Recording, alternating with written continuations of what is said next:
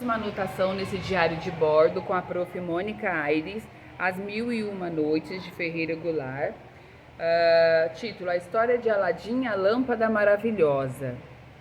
Terminada a história de Simbá, o sultão mostrou-se interessado em ouvir a nova história que Sherazade prometeu contar-lhe, e assim por mais um dia conseguiu ela adiar sua morte. Na noite seguinte, iniciou uma nova narrativa. Senhor, disse Sherazade, na capital de um reino da China, muito rico e muito vasto, cujo nome me escapa neste momento à lembrança, havia um alfaiate chamado Mustafá, que, com sua profissão modesta, mal ganhava para o sustento da mulher e do filho. E esse filho se chamava Aladim. Tinha sido muito mal educado e por isso se tornara teimoso e desobediente.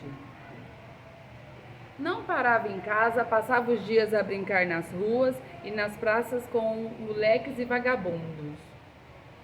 Quando chegou a idade de aprender um ofício, seu pai tratou de ensinar-lhe sua própria profissão, mas nem com bons modos, nem com castigo conseguiu domar o espírito rebelde de Aladim. Assim que dava as costas, o menino escapava para a rua.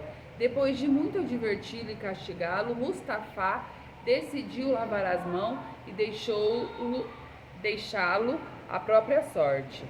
Mas isso lhe causou tal sofrimento que ele adoeceu e morreu amargurado poucos meses depois. A mãe de Aladim, vendo que não podia contar com o seu filho, fechou a alfaiataria e vendeu os instrumentos de trabalho do marido, a fim de manter-se e a seu filho com a ajuda do que ganhava fiando o algodão. Aladim então entregou-se à total vagabundagem. Assim continuou até os 15 anos de idade, quando, em meio a outros vagabundos, foi observado por um estrangeiro que passava pela praça. Tratava-se de um mágico africano. Há apenas 2 dias na cidade e procurou se informar acerca de Aladim, pois lhe parecia talhado para a missão que trouxera até ali. Um dia o abordou. Meu filho, disse o mágico, teu pai não se chamava Mustafá? Sim, respondeu Aladim, mas ele já morreu há muito tempo. Ao ouvir isso, o homem abraçou emocionado Aladim, beijou-o repetidas vezes e com lágrimas nos olhos afirmou que Mustafá era seu irmão. Estivera vários anos fora, tendo voltado na esperança de reencontrá-lo, e agora recebia a terrível notícia da sua morte. Perguntou ao rapaz onde encontraria sua mãe. Depois de ouvir a resposta, entregou-lhe um punhado de moedas.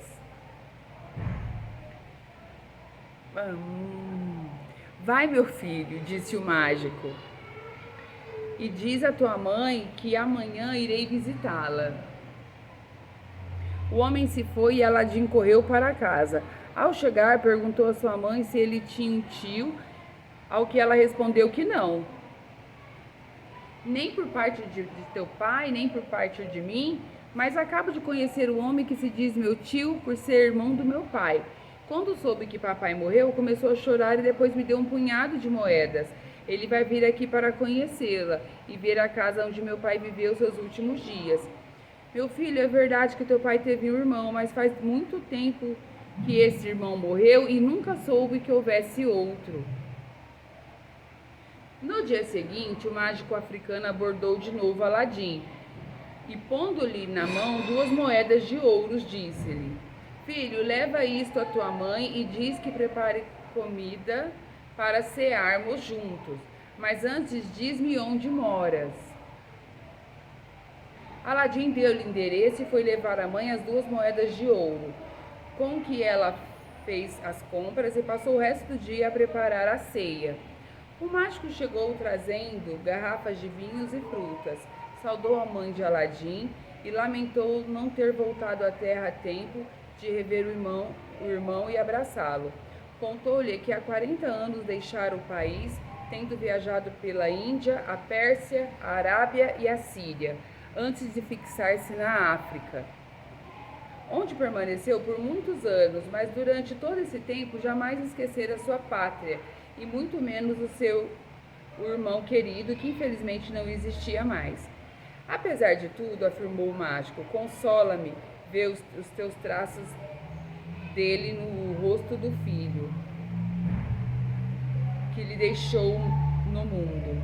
Aliás, ainda não sei o teu nome. Chamo-me Aladim, respondeu o rapaz. Muito bem, Aladim. E que fazes e qual a tua profissão? Diante dessa pergunta, Aladim abaixou os olhos, constrangido. A mãe tomou a palavra.